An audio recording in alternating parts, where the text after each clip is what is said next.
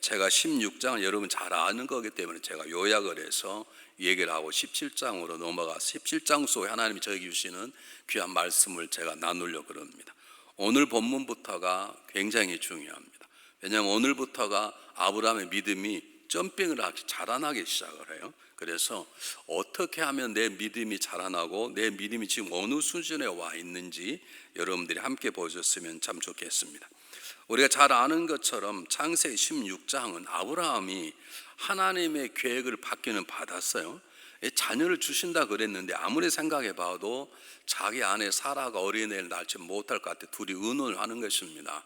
하나님이 자녀를 주신다는데 나는 아닌 것 같고 내 나이가 늙어서 아마 하갈이 아니겠냐고. 아브라함이 생각하면 그럴 것 같거든요. 그러니까 하나님의 뜻이 그런가 보다. 그리고 하갈을 통해서 이스마엘을 낳았습니다.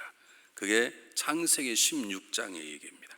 17장에서 하나님이 다시 나타나 13년 만에 아브라함에 나타나셔서 하나님께서 그 이스마엘이 아니라 이삭이 하나님의 언약의 약속이라는 것을 선포하시고, 그리고 심지어는 하나님께서 이스마엘까지 복을 주시는 장면이 창세기 17장에 기록되어 있습니다. 여러분 잘 기억하십시오. 16장은 하나님의 은혜를 알고 하나님의 계획을 알고 심지어 하나님의 음성을 들었음에 불구하고 그것을 자기 자신의 방법대로 이루려고 했던 어리석은 삶이 창세기 16장이고요. 창세기 17장은 그런 인간의 어리석음에 불구하고 그 인간의 어리석음을 포기하지 않고 다시 찾아오셔서 다시 한 인생을, 한 가정을 새롭게 세워주시는 하나님의 얘기입니다. 다시 말씀드리겠습니다. 굉장히 중요하기 때문에 창세기 16장은 인간의 방법으로, 하나님의 방법으로 인생을 살아가려고 하는, 하나님을 알게 알아요.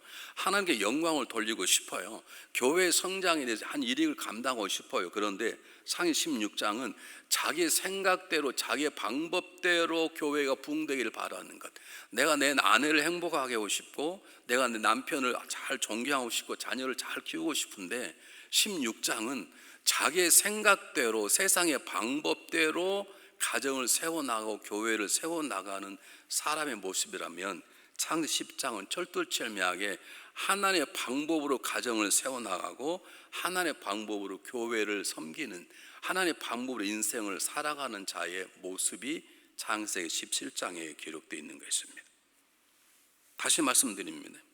창세기 16장은 하나님의 영광을 올리려고 하긴 하는데 하나님 약속하신 자녀를 낳기는 얻어야 되는데 하나님 뜻이 아니라 자기의 생각대로 하나님의 영광을 돌리겠다가 가정이 분열돼 버리는 아주 비극적인 가정이 창세기 16장에 나와 있고, 창세기 17장은 다시 하나님의 방법으로 인생을 이끌어 나가겠다는 하나님의 계획 앞에 순종함으로 다시 가정이 하나가 되는 아름다운 모습이 창세기 17장에 기록되어 있습니다. 제 얘기를 처음 들은 것 같다 생각되신 분들은 성경을 열심히 읽으셔야 합니다. 자, 오늘 첫 번째 본문의 내용이 뭐냐면 침묵하시는 하나님입니다. 여러분들은 기도하시다가 어느 일을 살아가시다가 하나님이 침묵하신 것 같다고 생각할 때는 어떻게 하십니까? 포기하고 그냥 절로 가버리십니까? 어떻게 하십니까? 오늘 본문 앞에 여러분 잘 읽지 않은 창세기 16장에서 하나님께서 분명 계획을 주셨는데 그 계획을 자기 나름대로 해석해서 이스마엘을 낳았다고 하는 본문이 창세기 16장 마지막 절에 그때 아브라함 나이가 80 몇 살을 그러나요? 네, 6세라고 그렇게 말합니다. 86세 때 이스마엘을 낳았어요. 이 하갈을 통해서. 그리고 17장에서 하나님께서 아브라함에게 말씀하실 때는 99살 때니까 13년이라는 세월이 지난 것입니다. 자, 이걸 강조한 이유가 뭐냐면 13년 동안 하나님은 아브라함에게 아무 말씀도 하지 않고 침묵하셨습니다. 더 놀라운 건 아브라함도 하나님께 묻지 않고 하나님 제가 이스마엘을 낳았는데 돌잔치 하면서 이 돌잔치 이스마엘이 하나님 약속하신 아들입니까? 그것도 묻지 않았어요. 여러분 기억하시길 바랍니다.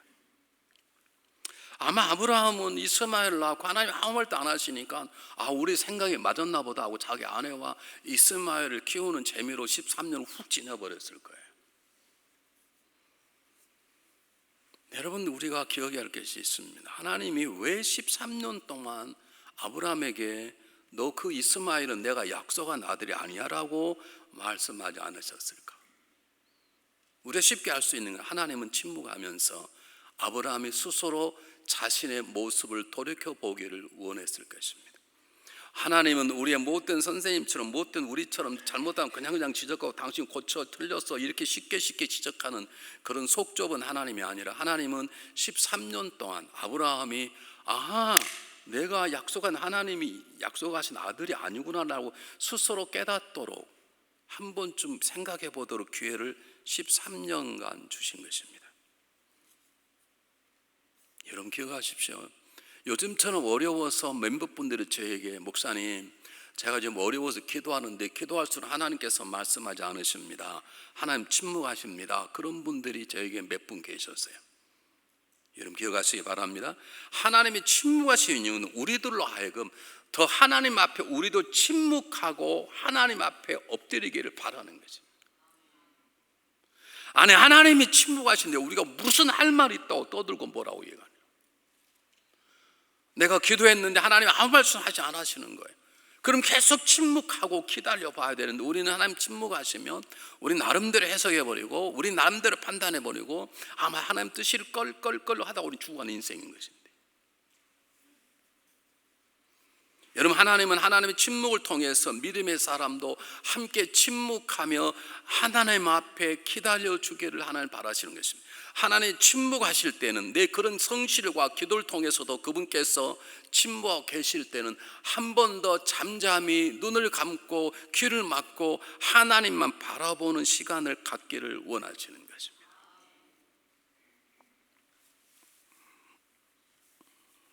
우리 교회 특징은 아멘을 나이 드신 분만 아멘하시. 그냥 늙으면 아멘. 젊은이들이 아멘 그럼 얼마나 좋아요. 이렇게 해도 젊은 분들은 아멘을 안 해요. 괜찮아요. 괜찮은다는 했으면 좋겠다는 바람인 거지. 여러분 잘 보시길 바랍니다.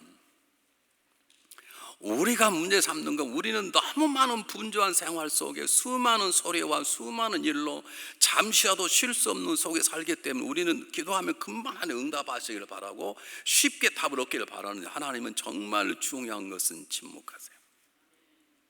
보십시오. 하나님 모세를 택하여 쓰시기로 작정을 하였습니다. 그런데 하나님은 40년 동안 광야에서 목동하는 모세에게 입을 다물고 계셨습니다. 한 번쯤 모세에게 모세야 잘 견뎌라, 너는 아직 때가 안 됐지만 내가 80대 되면 너를 쓰겠다라고 말씀해 주시면 모세가 얼마나 좋겠습니까? 그런데 하나님은 40년 동안, 광야 40년에서는 엄마의 훈련을 통해서 어머니의 말씀, 하나님의 말씀을 들었습니다. 내가 이게 바로의 궁전에 태어난 왕자지만 나는 이스라엘 백성이구나, 그걸 알았어요. 너는 이스라엘 백성이기 때문에 이스라엘 백성답게 살아야 되는 걸 알았어요. 그런데 사람을 죽이고 광야에 끌려 나온 다음부터 40년 동안은 하나님께 딱 침묵하셨어요. 왜 그랬을까요? 하나님이 아브라함에게, 모세에게, 하나님은 어려울 때일수록 침묵할수록 하나님 앞에 그도 침묵하기를 바라는 훈련을 하나님 하신 것입니다. 테레사 수녀에게 어떤 젊은 수녀가 물었습니다. 수녀님 기도하시다가 하나님 아무 말도 안 하시면 어떻게 하십니까? 그야 침묵하지. 그러면 수녀님이 침묵하시면 하나님 어떻게 하십니까? 하나님도 침묵하시지. 그런 유명한 말을 했습니다. 어떻게 들으면 말이 안 되잖아요. 내가 침묵을 하나님 말씀하셔야 되는데, 여러분 영적인 놀라운 진리가 뭐냐면, 우리가 눈을 감을 때 하나님이 더 잘 보이고, 우리가 귀를 닫기 시작할 때, 입을 닫기 시작할 때 우리는 하나님의 음성이 들려지고 그분의 마음이 헤아려지기 시작한다는 사실을 여러분 놓쳐서는 안 됩니다. 여러분 여기 콜로라도 스프링스 가면 유명한 목사들 훈련시키는 수련관이 있습니다. 우리 목회자들이 목사님도 그만두시고 새로운 목사님 새로 오시니까 우리 마지막으로 좀 좋은 시간을 보내면 어떠냐고 그래서 제가 지금 그곳에 데려가려고 합니다. 지금 계획은. 근데 이제 거기 가는 경비가 많이 드는데, 거기는 어떤 곳이냐면 일주일 동안 침묵만 하는 거예요. 근데 몇 사람이 가려고 그럴지 모르겠어요. 가면 침묵만 해. 밥 먹을 때 말도 못해. 네, 거기 갔다 온 사람 물어봤어요. 어떠냐 그랬더니 죽을 것 같더래요. 일주일 동안 세수하고 일체 말을 못해. 근데 그게 얼마나 은혜롭냐면 다녀온 사람이 어느 순간에 하나님의 모습이 보이고 하나님의 마음이 일으켜지게 되고 자기의 모습이 보이는 거예요. 지금 하나님은 아브라함을 어떻게 훈련하냐면 지금 아브라함이 잘못한 거예요. 왜 약속을 하나님이 주신다고 하나님께 물어보기나 하지 왜 자기 둘이 해가서 하갈을 통해서 이스마엘을 낳냐고요. 하나님이 13년 동안 침묵하시면서 아브라함이 하나님에게 집중하도록 하나님이 기회를 주신 것입니다. 여러분 기억하시기를 바랍니다. 우리가 조용히 눈을 감고 하나님의 음성을 들을 때 하나님의 음성이 들려지게 되고 우리가 침묵의 자리에 앉기 시작하면 내 마음도 보이고 하나님의 마음도 보이기 시작하는데 하나님 그 마음으로 13년 동안 아브라함을 훈련하시는 것입니다. 여러분 때때로 침묵하실 때 침묵하십시오. 우리의 침묵은 화났을 때, 삐쳤을 때, 내가 누구라고 말하지 않겠지. 우리 교우는 부부싸움 하면 남편이 한 달 동안 말을 안 해. 이런 쪼다가 어디가 있는가?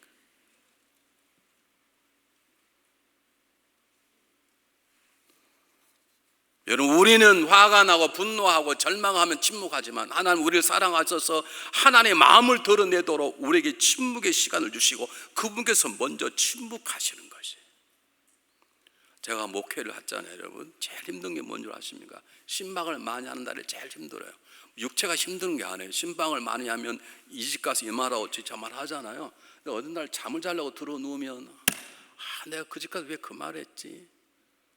그 말 말하고 멈춰야 되는데 얼마나 후회가 되는 줄 아십니까? 후회하고 후하다 보니 이렇게 몸이 부은 거예요. 진짜예요. 내가 그 집 가서 왜 하필이면 기도를 그렇게 했지? 그냥 간단히 할 걸 나는 열심히 하다 보니까 엉뚱한 막 기도까지 하고 온 거예요. 하다 보니 그 집 가서 엉뚱한 사람이 하다 온 거예요.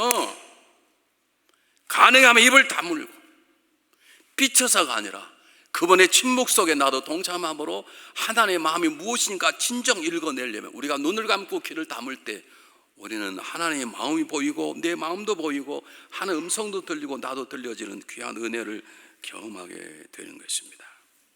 두 번째입니다. 오늘 성경 본문이 주는 두 번째 메시지가 뭐냐면 하나님이 침묵하실 뿐만 아니라 때가 되면 우리에게 나는 너를 포기하지 않는다라고 하는 하나님의 마음을 드러내십니다. 오늘 성경 본문은 아브라함을 포기하지 아니하시는 저와 여러분을 결코 포기하지 아니하시는 하나님의 마음이 잘 나타나 있습니다. 자, 1절을 한번 보겠습니다. 1절 잘 보세요. 제가 읽어볼 테니까 한번 보세요. 뭐라고 나와 있냐면 1절에 아브라함이 99세 때에 여호와께서 아브라함에게 나타나서 그에게 이르시되 나는 전능한 하나님이라 너는 내 앞에 행하여 완전하라.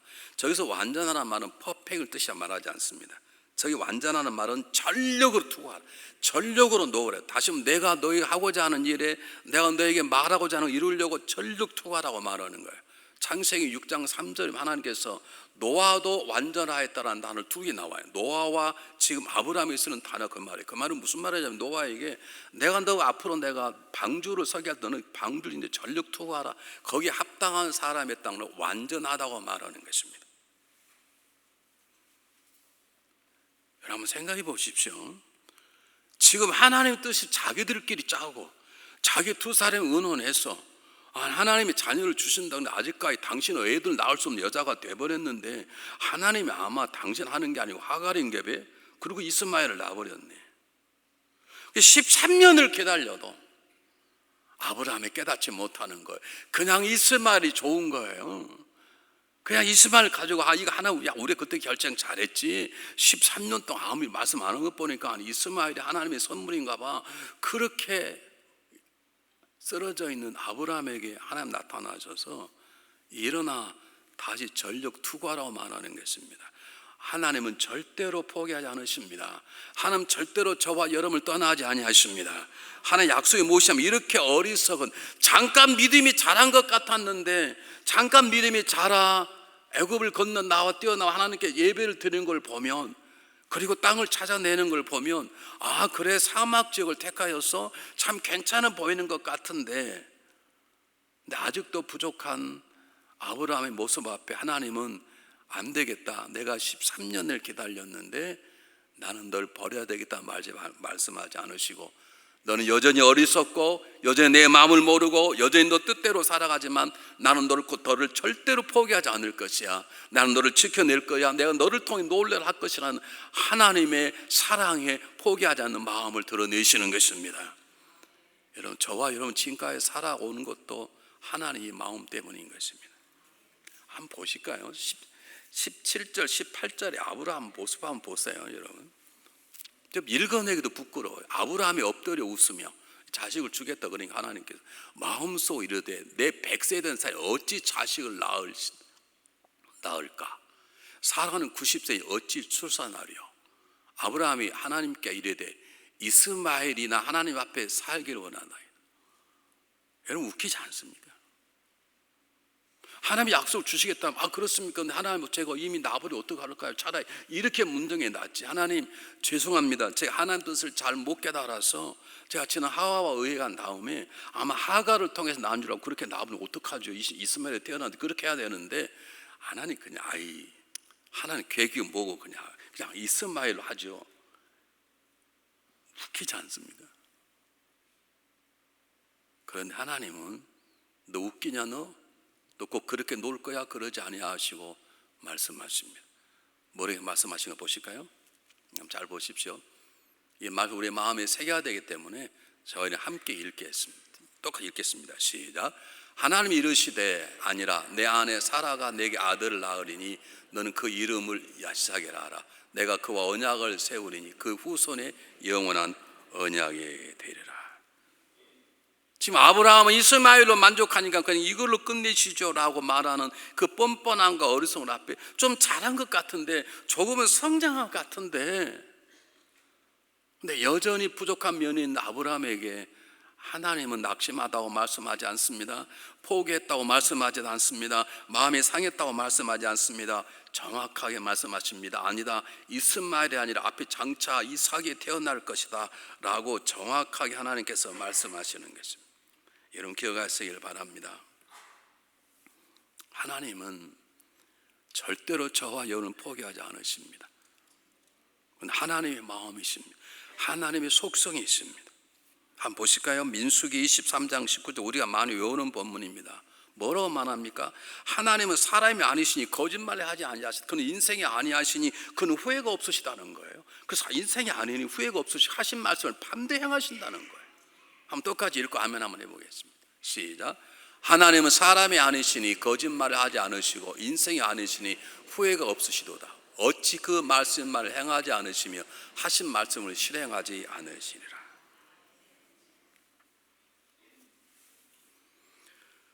여러분, 잘 마음속에 저 마음을 새기셔야 됩니다.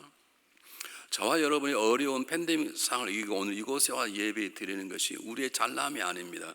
우리의 믿음의 탁월함이 아닙니다. 우리를 포기하지 아니하시는 하나님의 끈질긴 추적과 우리를 세우는 끈질긴 그분의 사랑 때문에 저와 여러분 이곳에 앉아 있는 것입니다. 만약 포기하시는 하나님이 안 계시다면, 그분께서 쉽게 판단하시고 우리처럼 접어버린다면, 여러분 이 땅에 등장하는 수많은 신앙인들, 야곱도 요셉도 모세도, 여러분 다윗도, 예수님의 열 제자들도, 그리고 저와 여러분도 이곳에 있을 수 없습니다. 우리가 이곳에 와서 예배드리는 가장 중요한 이유는 우리의 노력도 있겠지만 우리를 포기하지 않으며 끝까지 우리를 세워나가시는 하나님의 사랑하심, 끈질긴 추적하심, 끈질긴 인도하심 때문에 저와 이곳에 와 있는 것이고, 성에 등장하는 위대한 인물들도 하나님의 그 끈질긴 사랑 때문에 명예의 전당에 그들의 이름이 걸려 있는 것입니다. 여러분 기억하십시오. 하나님은 결코 저와 여러분을 포기하지 않으십니다. 믿으시길 바랍니다. 아멘 하셨습니까? 그럼 제가 하나 물어보겠습니다. 그분께서 저와 여러분을 포기하지 않으셨다면 때때로 넘어지기도 하고 때때로 쓰러지기도 하고 때때로 목사답지 않고 때때로 장로답지 않고 때때로 권사 집사답지 않고 때때로 어느 가정의 남편과 아내답지 않아도 이렇게 살아올 수 있는 게 하나님의 은혜라면, 나 여러분 물어보겠습니다. 여러분 누군가를 포기한 적이 있으십니까?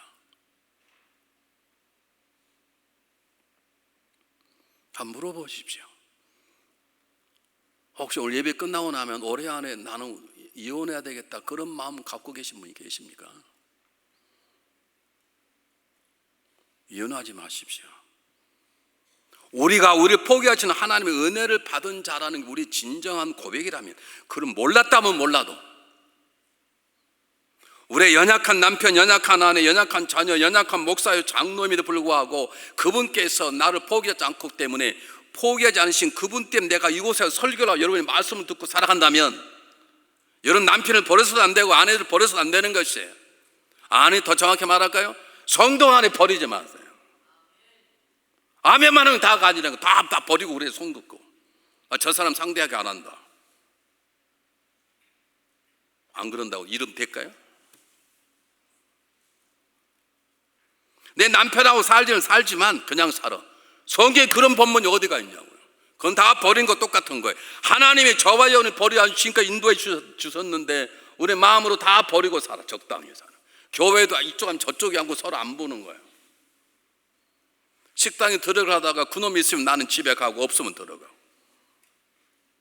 하나님이 저와 여러분을 포기하지 않고 버리지 않으셨는데 우리가 마음속에 누구를 지우고 누구를 버리고 살아간단 말이에요.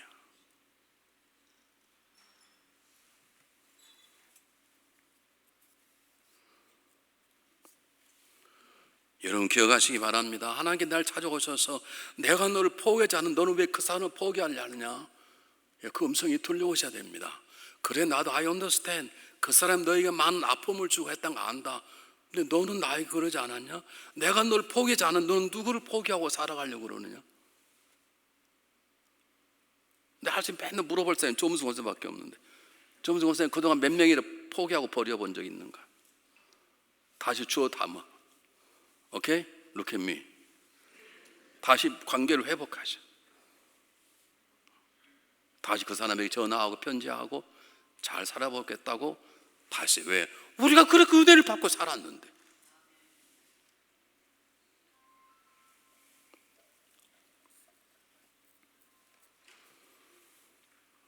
하나님이 감사한 것은 우리를 포기하지 않으실 뿐만 아니라 우리에게 그분의 꿈, 우리가 살아야 될 이유, 살아야 될 삶의 목표를 그분께서 말씀해 주시는 것입니다.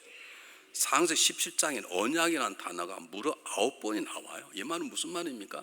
내가 이런 기회를 가지고 있고 너를 절대 포기, 이것을 반드시 이룰 것이라고 말씀하시는 거예요. 언약이란 말은 그와 우리와 관계인데, 너는 내 하나님이 되고 너는 내 백성이 되었으니 내가 널 들어서 내 계획대로 내 뜻을 이룰 것이다.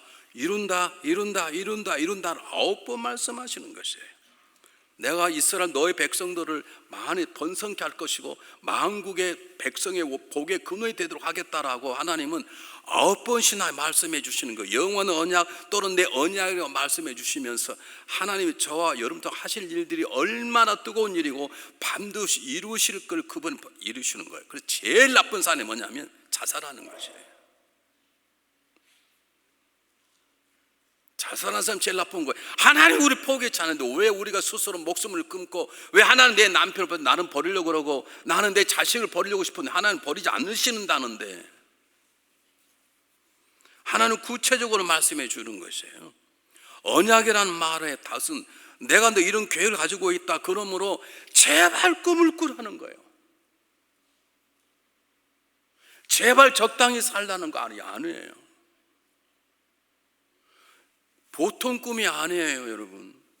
어떻게 할 수 있습니까? 하나님께서 여러분 5장에 뭐라고 말합니까? 아브라함에게 너는 열국의 아버지가 될 것이다. 15장에는 뭐라고 하면 사라에게 너는 열국의 어미가 될 것이다. 그 말은 무슨 말입니까? 그냥 적당히 살라는 게 아니라 너희 집안만 잘 살라는 게 아니에요. 너를 통해서 수많은 사람이 잘 살게 하겠다는 뜻이에요. 여러분 이것을 거룩한 부담감을 가지고 살아가셔야 되세요. 다시 말씀드립니다. 하나님을 믿는 사람은 큰 꿈을 가져야 돼요. 왜 큰 꿈을 가느냐? 그분께서 저와 여러분을 향한 꿈이 커요. 그냥 우리 꿈처럼 잘 살면 차 바꾸고 집 좀 바꾸고 그럼 되지. 우리 아들 딸을 잘 시집장 가서 손주 보고 내 말년에 헌금 좀 퇴직금 잘 마련했다가 여행도 가고 또 시간 되면 좀 선교도 하고. 여러분 그 정도가 아니라니까. 하나님 더 큰 꿈을 우리에게 주셔서 그 꿈을 이루도록 하겠다는 말 9번이나 강조한 거예요. 17장에서. 이건 아브라함의 얘기가 아니라 저와 여러분의 삶 속 역사하시는 하나님의 얘기인 것이에요.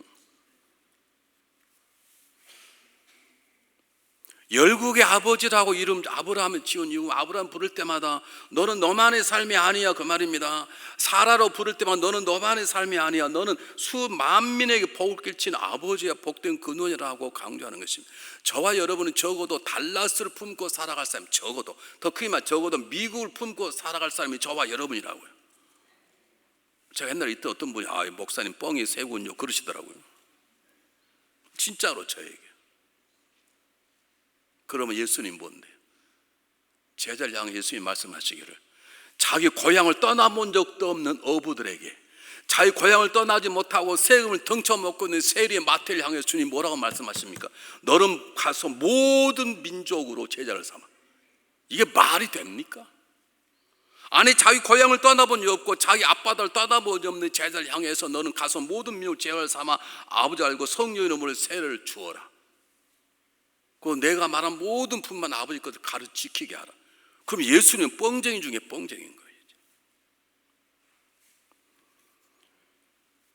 여러분 기억하십시오.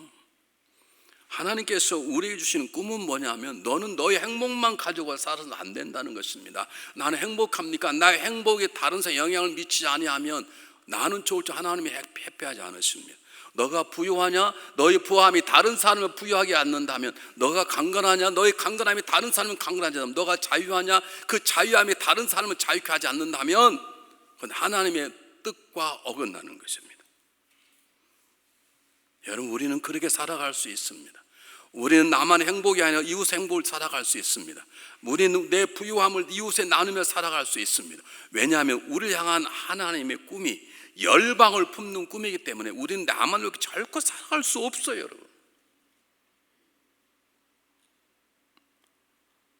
여러분 어릴 때 우리 이렇게 빠끔사례를 걸어놔요. 애들하고 어릴 때 왜 그런 거 하는 거, 그때 남자 여자 없이 그냥 모여가지고 너 아빠 대 엄마 대 그래가지고 그리고 뭐 밥도 해먹는 흉대도 내고 또 이렇게 땅 따먹게 하잖아요. 여러분 집 앞에 옹그레 놓고 땅 따먹기 몇 번 튀겨서 한 번을 먹고 두 번 먹고 하잖아요. 제가 굉장히 잘해요. 우리 그렇게 살아간다고. 아니 내 앞에 그래가지고 땅 먹게 하면 뭐하냐고. 집에 가서 싹 지우면 끝인데, 죽으면 끝나는 것인데.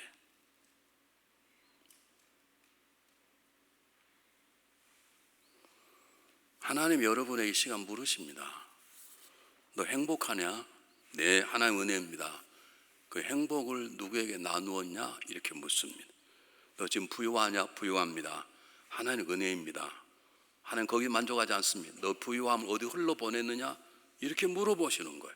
너 지금 성령 충만하냐? 하나님 저에게 성령 충만 주시지 않았습니까? 그럼 누구에게 나누었느냐? 그때 뭐라고 대답하시겠어요?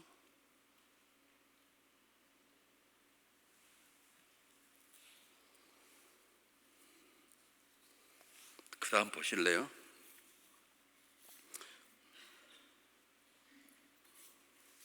새로운 본문 하나 보겠습니다.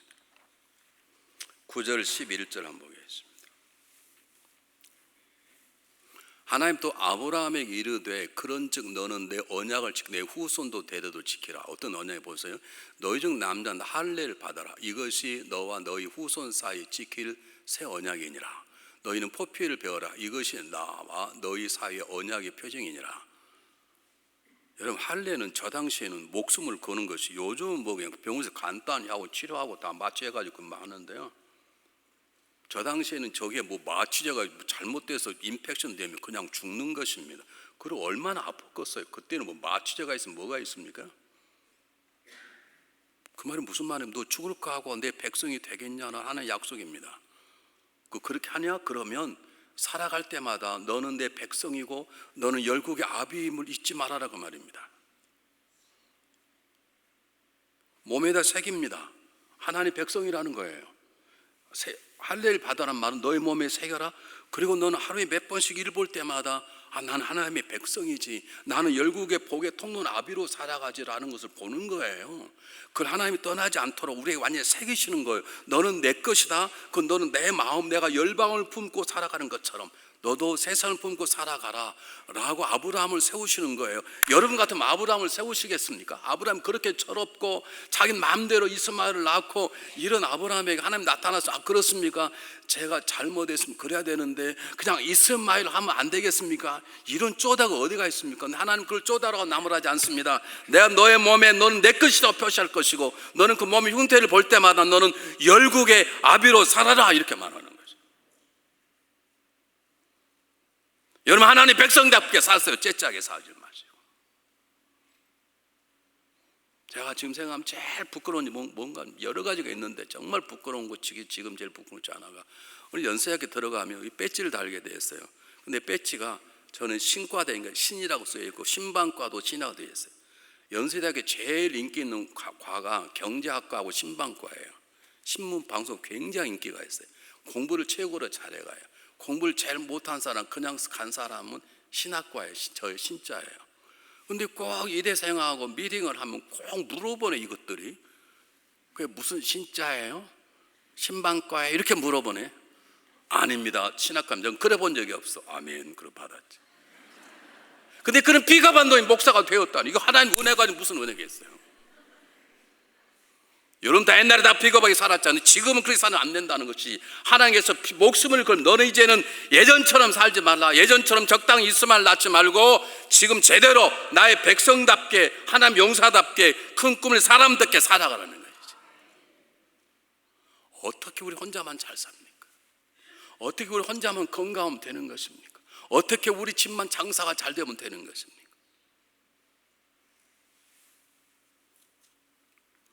19절에 보면 하나님께서는 이삭에게 약속합니다. 20절에 보면 이스마엘에게 약속합니다. 이건 놀랐습니다. 저는 왜 갑자기 아브라함이 그 말을 듣자마자 변했을까? 하나님의 마음입니다. 이삭을 약속하실 때는 별로 감동이 안 됐을 거, 진짜 주실 거. 그런데 하나님께서 이스마엘도 자기의 실수로 하나님 약속을 믿지 못하고 자기끼리 만들어낸 이스마엘조차도 축복을 주시겠다는 거예요. 한번 보세요. 축복이 그냥 축복인가? 한번 띄워주시겠어요? 20절 한번 보세요. 하나님이 이스마엘에 대한 내가 내 말을 들었나니 내가 그에게 복을 주어.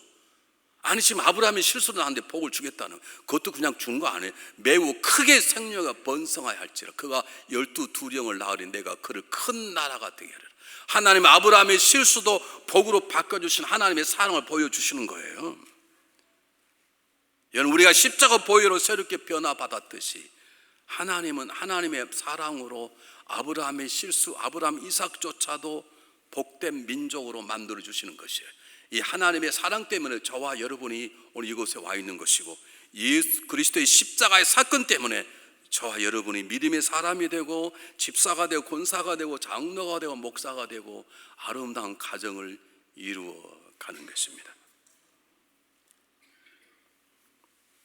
하나님은 우리를 십자가의 보혈 우리 허물을 덮어주시고 이스마엘 같은 실수한 우리 허물을 덮어주시고 우리에게 지속적으로 이삭을 품게 하시는 꿈을 주셨듯이 하나님은 지금도 저와 여러분 삶 속에 날마다 십자가 보혈로 우리 어려움을 덮어주시고 우리에게 새로운 비전, 새로운 꿈을 우리에게 던져주시는 것입니다. 놀라운 것은 그 다음 한번 보겠습니다. 23절, 27절 이것만 읽으면 끝납니다. 잘 보십시오. 이 아브라함이 하나님이 자기에게 말씀하신 대로 이 아브라함이 자기를 바꿔주고 자기 아내의 축복도 부족한데 이삭을 축복하셨다고 심지어는 자기의 부끄러운 점을 지적하신 이스마엘까지 복을 주시겠다는 하나님의 끝없는 넓은 사랑 앞에 드디어 아브라함은 변합니다. 그리고 조금도 두렵지 않고 할례를 받습니다. 자 읽어보겠습니다. 이에 아브라함이 그랬어요. 하나님의 은혜를 깨닫자 즉시 아브라함이 하나님이 자기가 말씀하신 대로 이날에 그 아들 이스마엘과 집에 태어난 모든 자와 돈으로 산 모든 자 곧 아브라함 집에 사는 모든 남자를 데려다가 그 보피를 베었으니 아브라함이 그 보피를 벤 나이는 99세였더라. 목숨 걸고 할례를 받은 것입니다.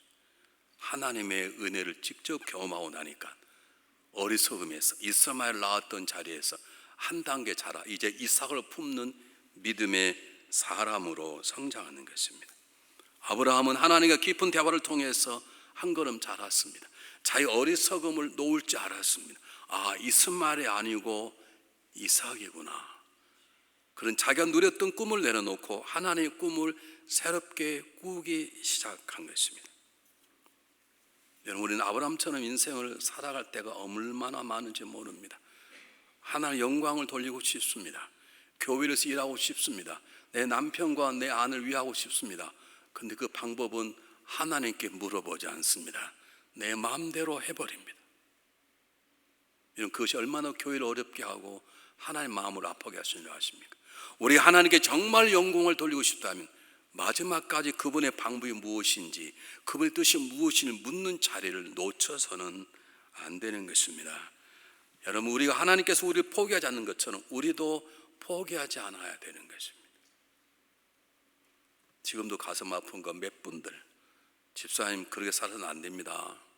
제가 웬만하면 성도에 그런 말씀 안 해요. 근데 하나님께 감동을 주어서 제가 용기를 찾아가서 하나님께서 그렇게 하지 말라는데 다시 이렇게 하십시오. 그랬더니 목사님, 저는 이미 한번 베린 몸입니다. 베린 몸일 때 그냥 살겠다는 것이었어요. 하나님 포기하지 않으십니다. 집사님, 지금이라도 다 신앙생활 열심히 하십시다. 제가 기도가 부족했나 봅니다. 아닙니다, 목사님. 목사님 열심히 사십시오. 저는 그리스도인이 될 자격이 없습니다.